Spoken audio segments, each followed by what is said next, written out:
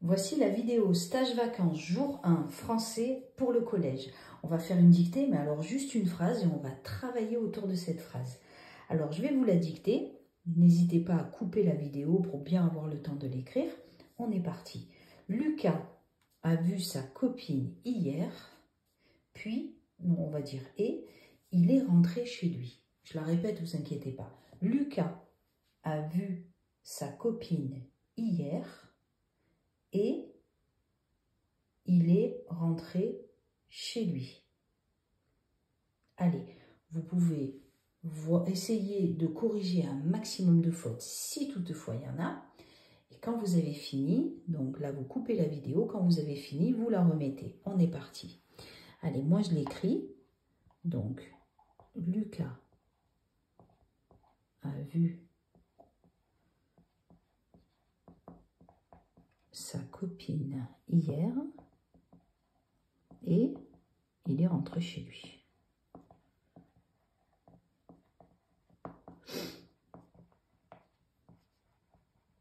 Et voilà.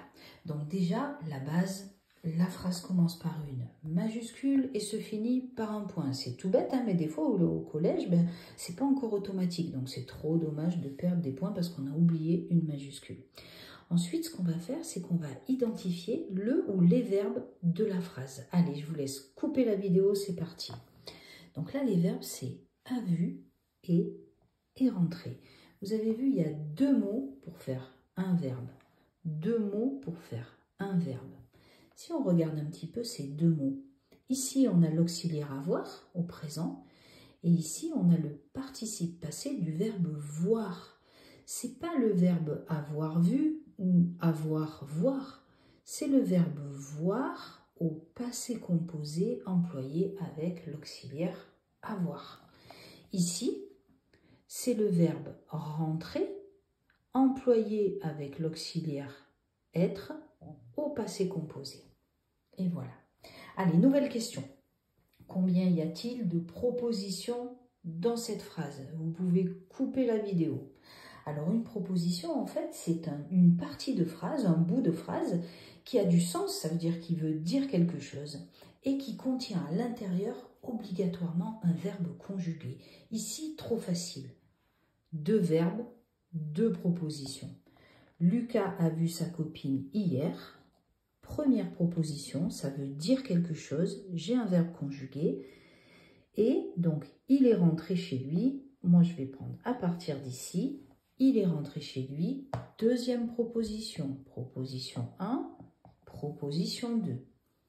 Au milieu, on a un mot. Un peu comme si on avait deux wagons, puis vous savez, hop, ils sont accrochés par un mot.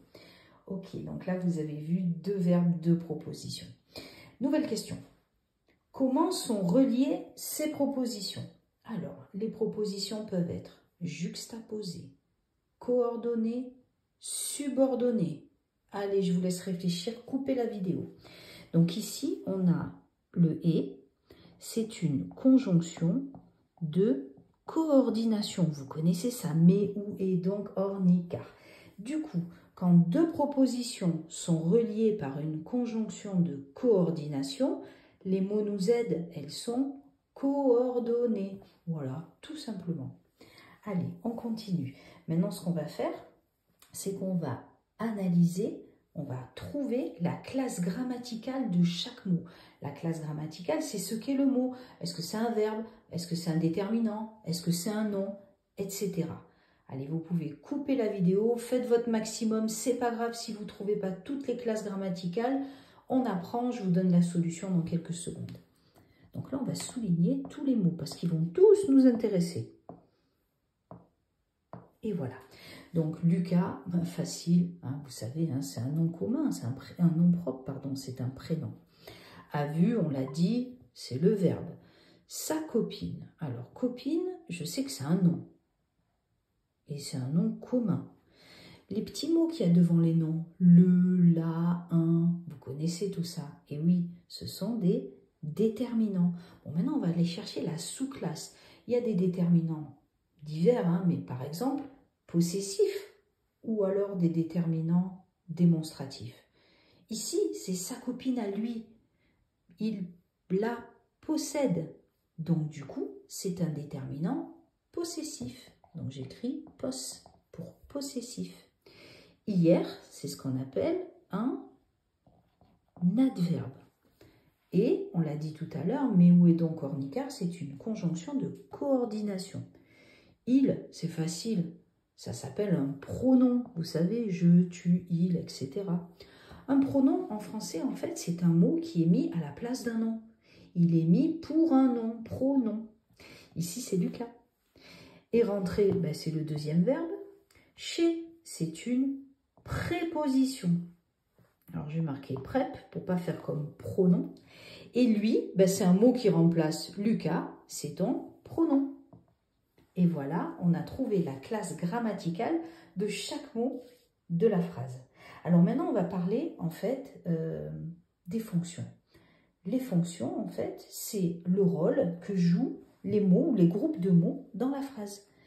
Si on parle des classes grammaticales, eh bien en fait, c'est ce qu'est le mot. Et la fonction, le rôle qu'il joue.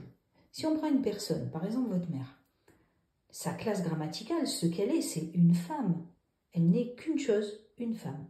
Mais le rôle qu'elle joue, ben, ça dépend avec qui elle est. Si elle est avec vous, c'est votre maman. Si elle est avec sa maman à elle, eh ben, elle a un rôle de fille. Elle a une fonction de fille. Si elle est avec sa copine, ben, elle devient une copine. Si elle est avec votre papa, eh ben, elle devient son épouse.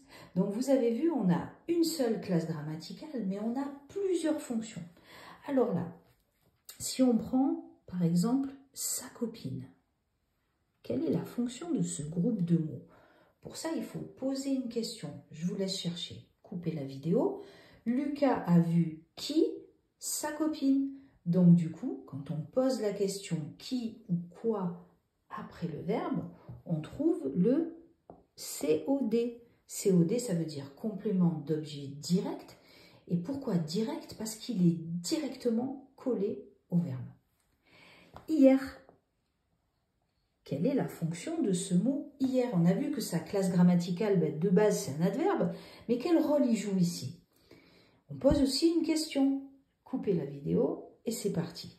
Lucas a vu sa copine et on a envie de poser la question, quand? Hier. Et du coup, c'est un complément circonstanciel de temps. Il est rentré chez lui. Chez lui, quelle est la fonction de ce groupe de mots? On pose aussi une question. Coupez la vidéo. Il est rentré où? Chez lui. Quand on pose la question où, on s'interroge sur le lieu. Et oui, vous avez trouvé, c'est un complément circonstanciel de lieu. On a fait quand même beaucoup de choses dans cette phrase. Du coup, qu'est-ce qu'on va faire maintenant? La dernière chose, c'est qu'on va mettre cette phrase au pluriel. C'est plus juste Lucas, mais ça va être Lucas et Samy. Et alors après, on fait toutes les transformations nécessaires au niveau de la phrase. Allez, je vous laisse couper la vidéo, c'est parti. Donc, Lucas et Samy.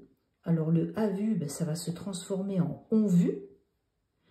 Leur copine, alors, on va tout mettre au pluriel. S'ils n'ont qu'une copine chacun, on met au singulier, mais nous, on joue à mettre au pluriel.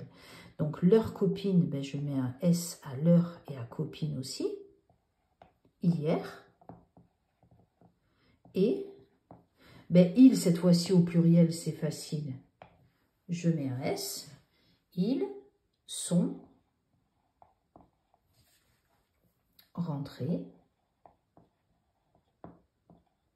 chez eux. Parce qu'ils sont plusieurs là maintenant. On ne va pas dire chez lui. Et donc du coup, regardez, on a fait beaucoup de transformations. Le a vu, ça s'est transformé en ont vu.